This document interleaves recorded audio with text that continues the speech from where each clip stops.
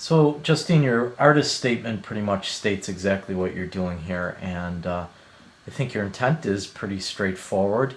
In some ways, it kind of reminds me of some of the work of Weston that we studied, in that you're looking at the shape and form of things, and that really becomes your primary intent or reason for creating the photographs. So, from that perspective, we'll go through these.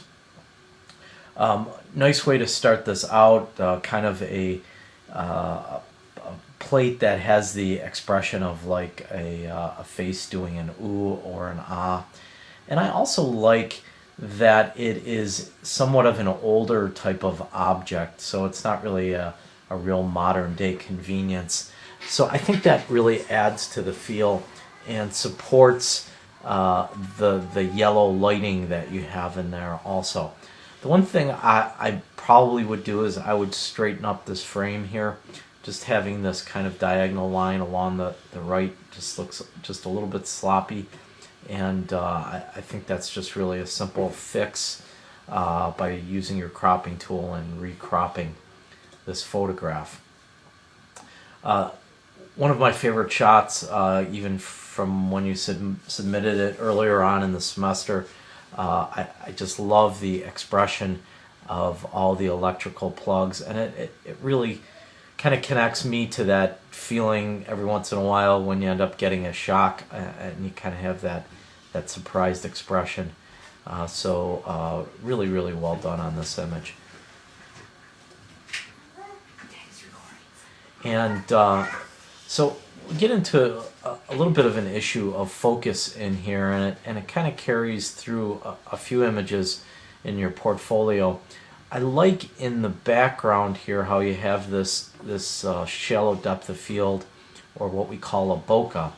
That works really well, but there's some out of focusness here, right along the edges of here, and even up in these little things here, that I suspect probably were the result of hand holding the camera and using a very slow shutter speed. And when you're doing still lifes like this, there really isn't any real compelling reason not to have a tripod and shoot with the tripod on there, so that you do get these images razor sharp. That being said, again, pretty neat image. And I even like these little things. They're almost like ears or Frankenstein type of things. So well done, but really got to watch out for the focus in that image. Love the playful colors in this frame, and even the type on the, does it say naps there? I think that just, again, kind of has the viewer guessing what it is and wanting to read it but can't really read it, and again, just very much contributing to this abstraction that you're creating with all of these images, and almost the subject looking back at the viewer, kind of laughing at the viewer and in on the joke too.